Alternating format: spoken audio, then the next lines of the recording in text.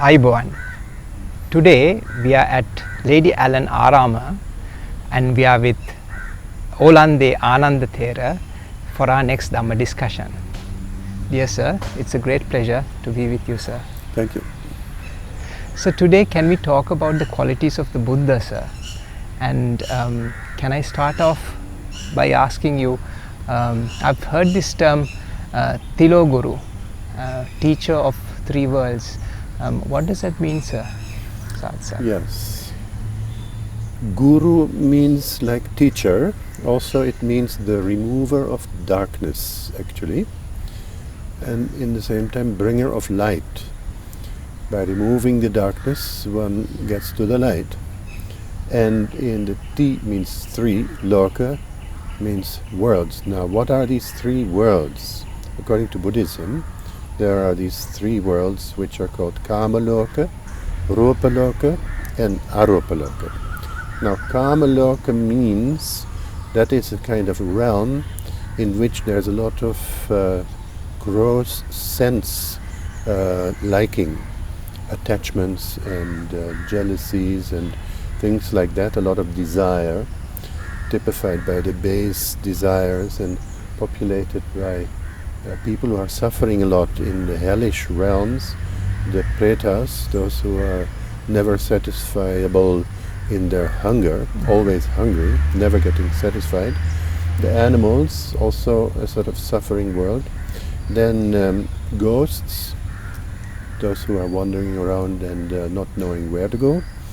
And then the human beings. Of course, some people also don't know whether they are coming or going, but still, we're supposed to be sort of in the middle between the lower realms and the higher realms, but still we are in the world of desire.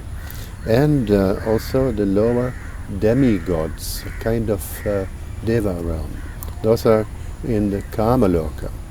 Then those who are in the Rupa Loka, the world of form, where it's predominantly free of the baser desires, it is populated by dhyana-dwelling gods, like devas who have reached a certain dhyanic level. And it is also a possible rebirth destination, a place where human beings could go who are well practiced in dhyana.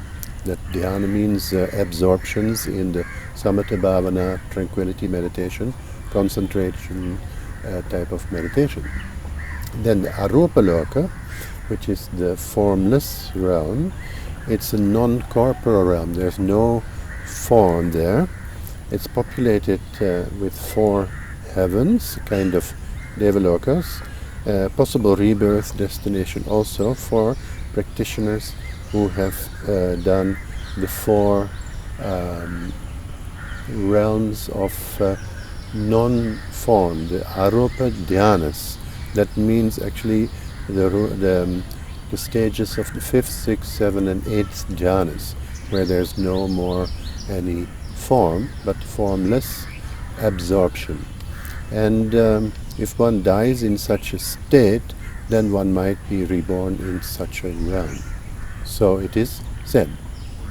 I haven't heard any people coming back from those realms. Okay. Right. But, well, I remember one monk who passed away recently, who spent a lot of time abroad, Venerable Punnaji, Madhavana Punnaji. He thinks that he was actually in a kind of dhyanic state in the previous life and spent a long time in a kind of Arupa Loka before coming back as a human being. So, but most people don't remember such states in between. Yes. So, am I correct if I said that these three worlds have three levels? So, the material and then not so materialistic and then beyond does that Yes, we could say like that also, saying? yeah. Although when we say the Rupa Loka, or even the first of these three, namely the Kama Loka, also includes levels of which we cannot see according to this enumeration. So, but they are still based on suffering. Actually, the consists of the dukkha and the sukha realms. They haven't gone beyond dukkha and sukha. So suffering and happiness are available in those realms, in that first realm still. And then the second realm, rupa loka, well, it's also a combination of happiness and unhappiness. Then arupa loka is pure happiness, and that is, I think, the higher forms where, in a sense, higher, that one experiences longer stages of more and more subtle happiness. So that would be the advantage of practicing samatha bhavana and getting into these dhyanas, especially if one gets into the fourth dhyana and beyond, fifth, sixth, seventh and eighth dhyana, then one would be reborn temporarily into such a state. But that is not the end of the journey, it's not nibbana. Yes.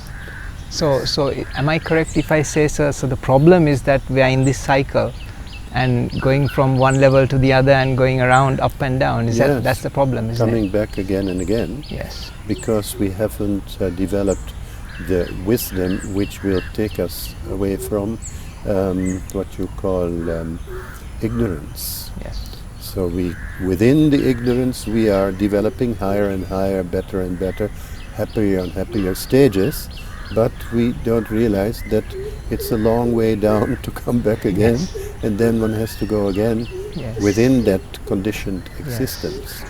But maybe you could say, well, it's better to spend 1,000 years in Brahmaloka than one day on earth, especially if you're in a suffering state. But on the other hand, it's not the solution to the problem. That's why the Buddha said we should not only develop dhyana, we should also develop prajna, wisdom. Through wisdom only we can come out of this cycle of existence.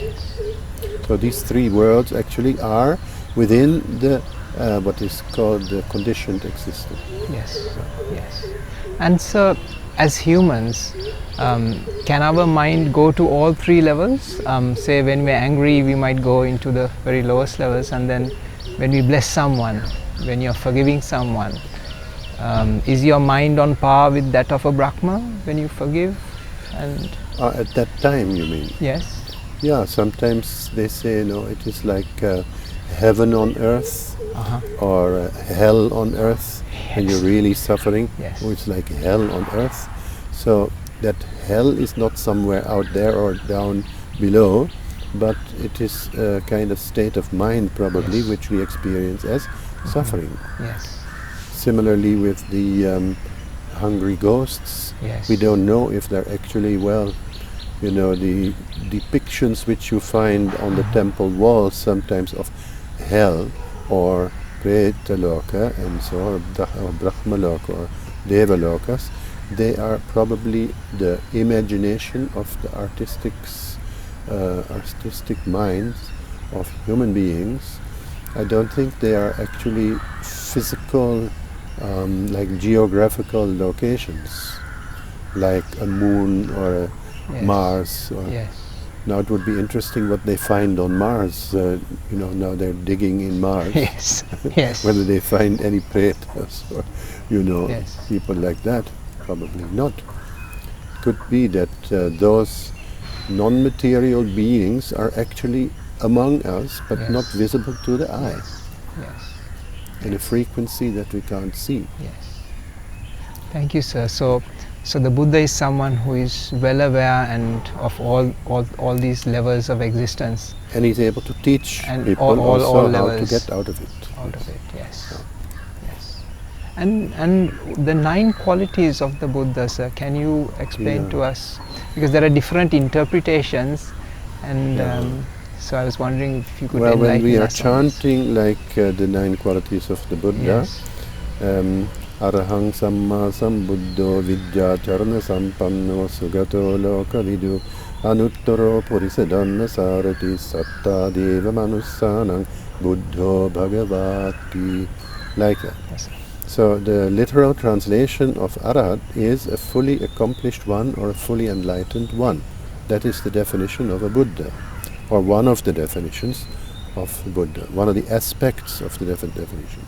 Then Samma Sambuddha means he is fully enlightened. Samma Sambuddha. And then Vidya Charana Sampanno is perfect in true knowledge and also in his conduct. Sorry, sir, if I can just ask you to elaborate. When you say fully enlightened, does that mean 100% awareness, consciousness? Is that also. what it is? And also he has gotten rid of all traces of ignorance, Yes. avidya. Yes. So therefore also of greed and hatred. So lobha, dvesha, moha are not his. But that is the state of an arahat as well. Yes. Arahat, but arahat, that's the difference, is a follower of a Buddha. Yes. He hasn't found out by himself. Yes. The Samma Sambuddha has found out these states, freedom from ignorance and greed and hatred, by himself at a time when there were no teachers around, no Buddha, no Buddha's teachings. So that is why he's got a Samma Sambuddha. Also because he is at the end of a long journey as a bodhisattva, having found his final birth and then become a Samma Sambuddha. Yes. So then the Vidya Charana Sampanno, to be perfect in true knowledge and conduct as well. Not only the knowledge, but also the conduct. Some people have just the knowledge, but the conduct is quite different. Yes. So some people may have a good conduct, but not much knowledge. I think that's better, actually. Really speaking, it's maybe in their ignorance they are good people, but they don't know that much about maybe Buddhism or science or whatever. Yes. But I think that's preferable to a person who knows a lot and doesn't conduct himself or herself. So that's a very interesting point. So is it possible, for example, someone who has practiced a lot of good in the past, maybe they don't wear a label and it doesn't say Buddhist. Yeah. But so could there be a bodhisattva who isn't Buddhist? I mean, they've been practicing it in the past, but now they don't see themselves as Buddhists, but they're practicing it anyway. So is that possible? Well, I mean, the Buddha himself was not a Buddhist. Buddhists are people who are following that organized religion which came after the Buddha attained enlightenment. Then he got his first 5 disciples, then he got 60 arahats, and then those who are belonging to that organized religion are Buddhists. But Buddhi means like wisdom and intelligence and wisdom together. So a person who is not having that label could very well be a bodhisattva, maybe without the label. Without the label. Yes, because there are so many people who do such wonderful things. And they don't have a label on them. No, but some people do a lot of wonderful things with a certain hope. Expecting to be reborn in a certain heaven, for instance, you see, or getting something in return, fame, name, or things like that. Some people who do completely without any kind of personal gain, or certain expectations. They may be spontaneous in their giving, spontaneous in their good behavior, spontaneous in everything they do good. They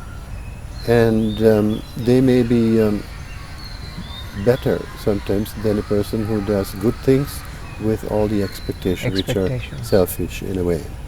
So giving with expectation for return is not a pure giving. Yes. So it's all right to know about the repercussions, the karmic repercussions of what you do, but you should not want it. So it's okay to be aware, but you should not be pulling back. Is that what you're saying? There's a little story of a couple living in India long ago, and husband and wife. And then a beggar came to the door, and the lady just took some money and gave it with her left hand to the beggar, and he went off. Then the husband said, "Oh, you gave it with your left hand. When you give, you should give with your right hand." Okay. And the lady said, "Yes, but I know myself, my mind very well. If I would have put it from my left hand to the right, I might have changed my mind." So I just gave it spontaneously. So that is real giving then. Yes. He didn't sort of think about whether the left hand is not pure or the right hand is pure, Yes. or rituals, just giving. Yes. So I think that that kind of giving is really better than the Yes. giving which thinks, what do I get in return for it, you Yes. see? Which is quite often the case. So Charana is better, but if you can have both Vidya and Charana, Yeah, it's Vidya, Charana, of course, together. That's why he's the perfect in that. He's sampanno, complete. yes. Yeah, more than most people. Yes, sir. Then the Sugato is actually, it means well come in a very good way, and he's sublime in a way that, more than other people. So he stands out like a Yes. sublime being. Is it because of the parami that he's been perfecting? So Yes. wherever he goes, he has a presence in terms of wisdom and If you look at recognition. the paramitas that he has done, both in thought, word and deed, then he is complete in that. yes, So maybe arahats have also done paramitas, Yes. but not to that extent. yes, So the Buddha was already complete. That's why he knew at the beginning of his life, as the story goes, as a just born, Prince Siddhartha, he said, "This is my final life. yes, There's no more rebirth beyond this. yes, I am the Buddha." yes, So that he knew that already. Then, of course, it says Lokavidu, the knower of all worlds, which we talked about before. yes. Those Tilo Guru, it's the knower here, and the teacher there. So he's knowing it, and he can teach others the path towards liberation. Yes. So there, can I ask you, teacher, if I said the Buddha's greatest quality is the ability to teach, the ability to guide others, would you agree, sir? Is that? Yeah. He said his greatest miracle is the teaching. No? The miracles which he did perform, like going up to the sky and emitting water and fire, Yes. alternating to show off to his relatives, basically, to Relatives, convince them that there is Yes. something special happened. Yes. That kind of miracle is not so high as the teaching Yes. to basically to overcome ignorance, to get Yes. out of samsara, dukkha, Yes. and then attain nirvana. Yes. So in that case, anyone could be a teacher. Even a doctor could be a teacher when they're teaching something to a patient or a colleague. So in that consciousness, everyone who's teaching someone, if they do it awarely, With with awareness. awareness, does that become parami? Oh. Yes, but what they teach is different than what the Buddha teaches, isn't Mhm. it? What a person who knows a lot about a certain subject, like a doctor about medicine, an architect about architecture, anybody who teaches something is teaching something worldly, isn't it? Yes. It's more knowledge. Mhm. It's not wisdom. So the Buddha teaches not only knowledge.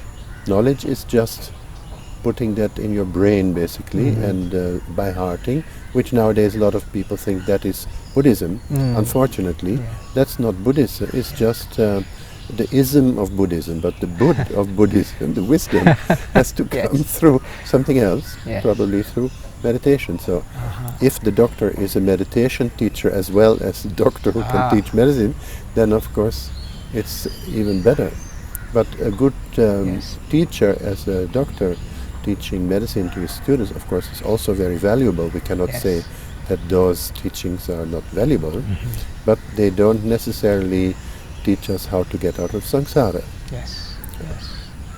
So, sir, teachers, if they are conscious of trying to bring out wisdom through their lesson plans at the end of the lesson or during the lesson, directly or indirectly, then it would become something of a greater if value. there is a isn't it, sir? lesson plan, I'm not sure whether that would lead to enlightenment, because that would, it sounds a little bit to me as pre-planned, now if you do this, and then if you follow that step, if you do that technique, then you'll get there, sort of thing, which again is like an accumulation of some kind of knowledge or technique. Yes. I have to think of the very influential teacher that I find was J. Krishnamurti, Yes. who said truth cannot be reached by techniques or methods or organizations. You have to see it or you don't see it. But to see it, that is the role of a Buddha, is to show the path, to those who are eager to find out. That's another thing. Yes. It's not just the teacher trying to teach you. Some teachers, or maybe the Buddha might have tried to teach some people who never understood, Yes. who were not willing to listen also. Yes. So it has to come from both sides. Both anyway, sides, yes, sir. But the teachings that he did give were more experiential, really not an accumulation of just knowledge. Yes. So then there's other qualities like the Anuttara Purisadhammasarati, the incomparable leader of persons to be tamed. Beings to be tamed means that human beings are a little bit like wild beasts in this sense. They need to be tamed. It's like the mind is like a wild monkey, for instance. Yes. The monkey mind has to be tamed. So it's compared in different traditions to different things. But the taming, that is the question, how do we tame it? And who is taming whom? That's a good point. If there Yes. are blind people, for instance, who don't know the Dhamma, but they're teaching and they're claiming to be Arahat, for instance, there are people like that, then it's like blind teaching the blind, Yes. which is misleading. Yes. So that's why the Buddha also said you have to test it for yourself. Don't just accept anything blindly or without testing it. You have to see for yourself. If it is reasonable, if it's not against your reason, and you think it's good for yourself as well as for others, then you accept it. That is in the Kalama Sutta. Yes. There you are. Then, of course... Sorry, sir, can I just please. intrude and ask a question on that? Now, the thing is, people have memories, and the memories could be right or wrong. So isn't it very easy to be deceived by your five senses and your memory? So how do you know, as you said, who's in charge and what is right and what is wrong? Because your thoughts are not you, is that right, sir? The thoughts could be just memories, and so how do you know but who's in they're charge? not really anybody else's either. Yes. They are yours, but it's not not really yourself. They are just conditioned thoughts which come from experience, maybe pleasant or unpleasant could be, or it could be just a neutral technical thought as you learn certain subjects like medicine, architecture, or driving, or something like that. So you have to know these subjects. Those are not the problem thoughts. The problem thoughts are when one thinks like, oh, she did this to me, he said that to me, I should have done that, I didn't do that, but he regrets.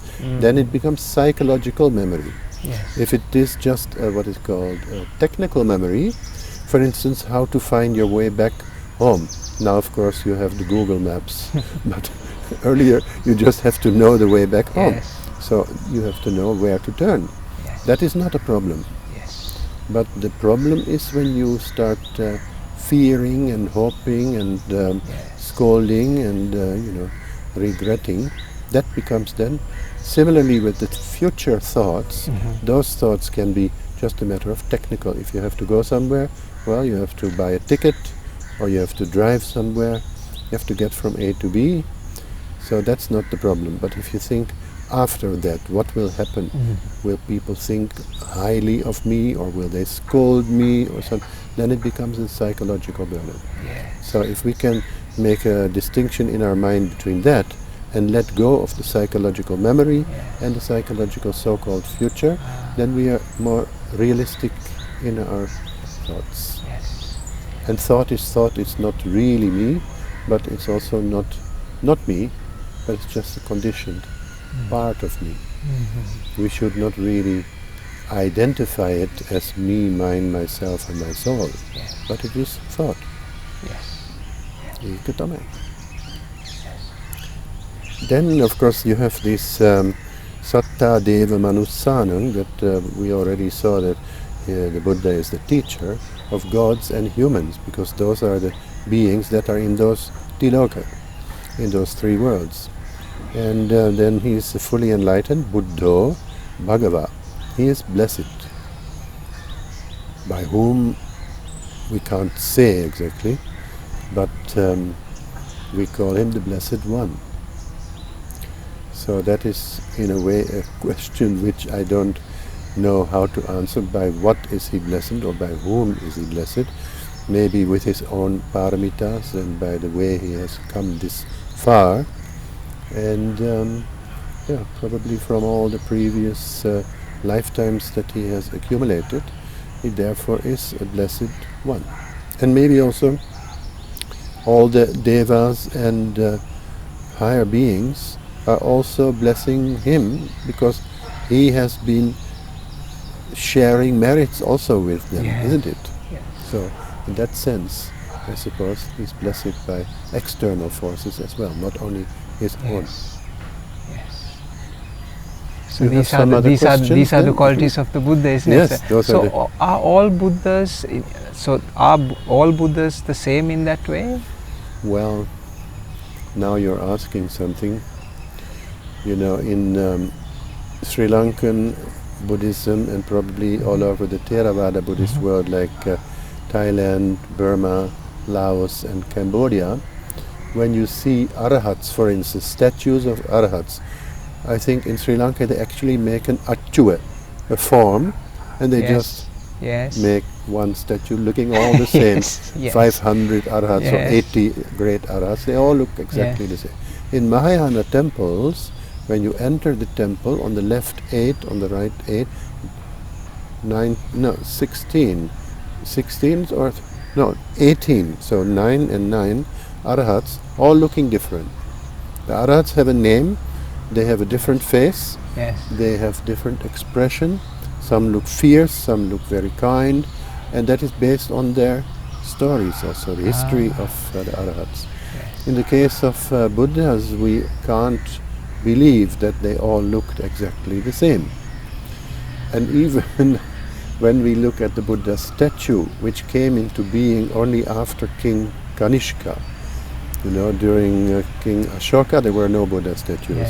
Only after Kanishka, the Gandhara style Buddha statue first looked like a Greek god, like Apollo, with a sharp nose and hair like this and sort of a longish face.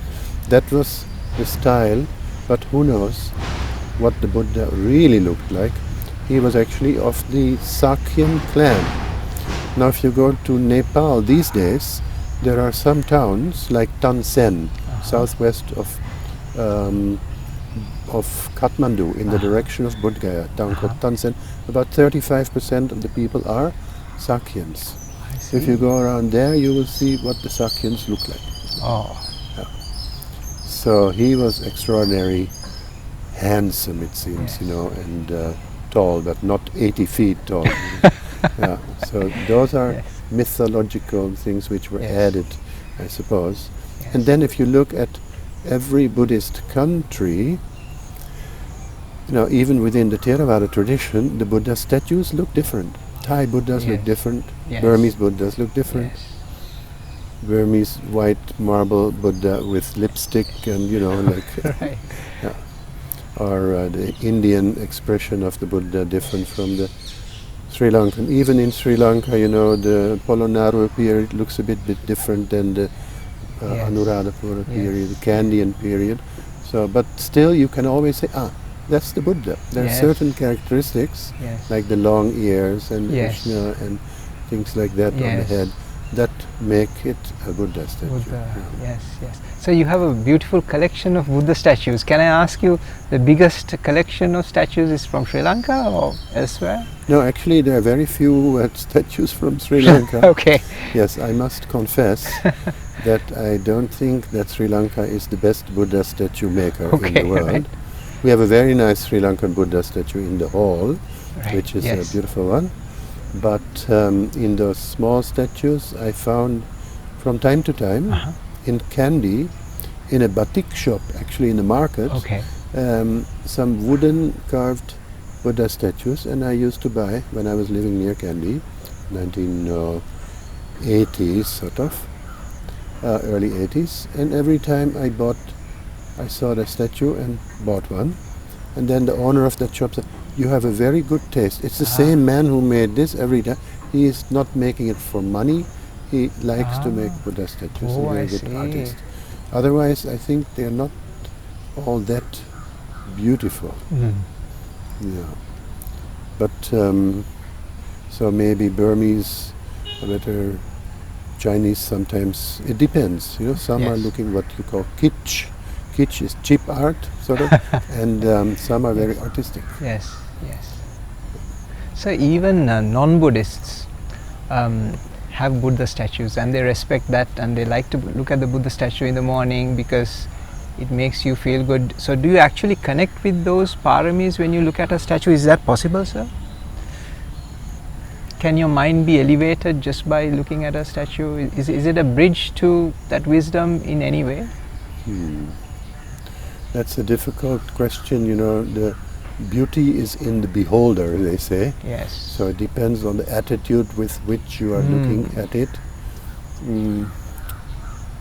I'm just thinking it's not a very nice thought, but some people have used, unfortunately, Buddha statues to keep the door open, for instance, you know, on the ground. In some European countries, they don't put it on a high elevation or worship it or something. They might just keep it as a utility object. Some look at it to get a kind of peaceful feeling and satisfaction in their mind. Maybe if that Shraddha is very good, then you can say, yes, it helps them to, get more merit in a way, good state of mind, feeling peaceful. But whether it leads to wisdom, not automatically, I would say. Yes, yes. Unless they reflect on anicca, dukkha and anatta, maybe. Yes. There may be some people who do, if they've read some of the Buddha's teachings, Of and then they look at it. Yes. But just without knowing, it may have a... In my case also, I came to Buddhism also after visiting some places like Bodh Gaya, Saranath, and places like that, seeing the calm, quiet expressions on the Buddha's face. Then I started reading. Later on I started meditating, and I thought, this is it. Yes, yes.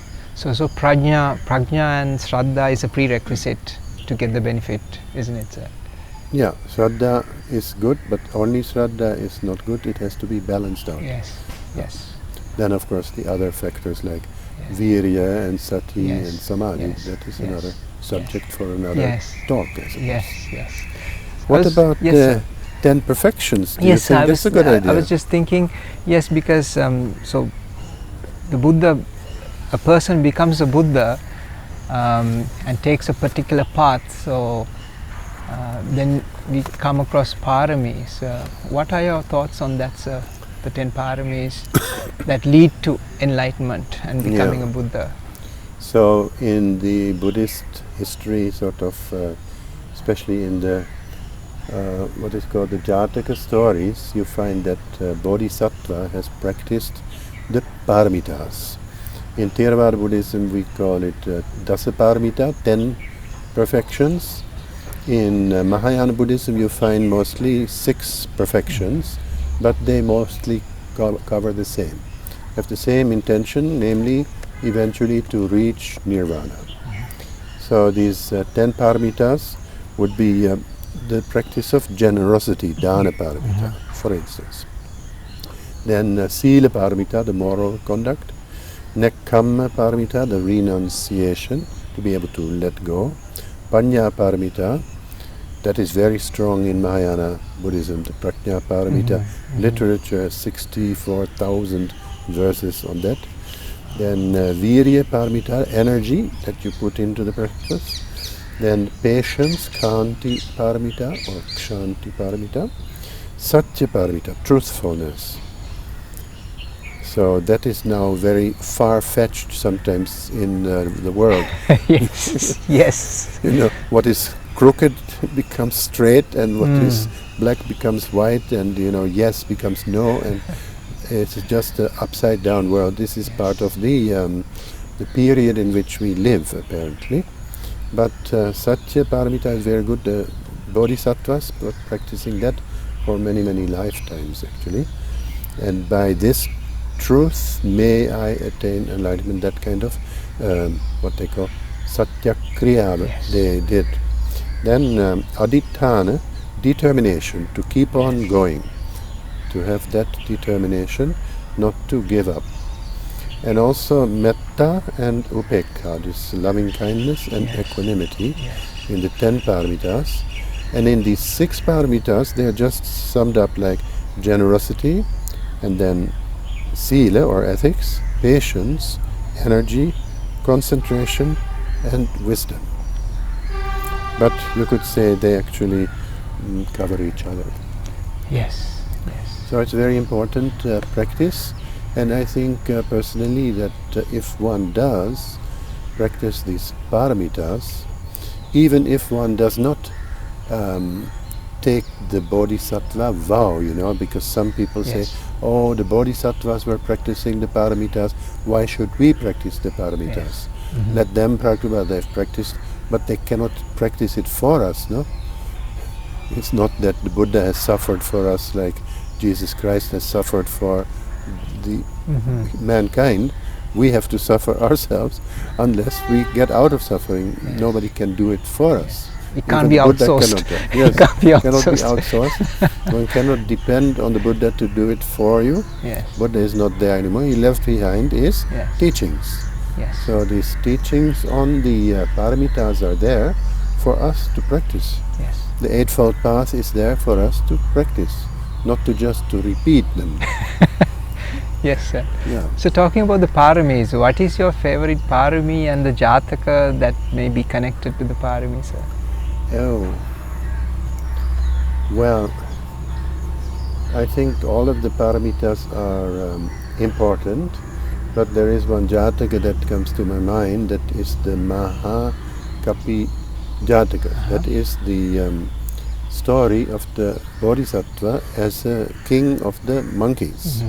Apparently the Bodhisattva, that means the Buddha in his previous life, was living near Varanasi, and then he was the head of 80,000 monkeys. That's a lot. lot, yes. Yes. Like a big city of monkeys. And then he actually they were eating from a mango tree, and the king of Varanasi didn't like that. He wanted to have those mangoes, and he came to actually kill those monkeys. So what the Bodhisattva did, the king of those monkeys, he stretched himself from the tree to another side of the river. That would have been the Ganges, I suppose, or maybe the Varuna, the smaller river. Because the Ganges is quite wide. I don't think a monkey could stretch that long, but who knows. Anyway, he used himself as a bridge for the rest of the monkeys, and they were all coming to escape from the king. And there was some fire also set to this tree or this area, and they had to escape. The king of the monkeys, the Bodhisattva, offered his own body as a bridge.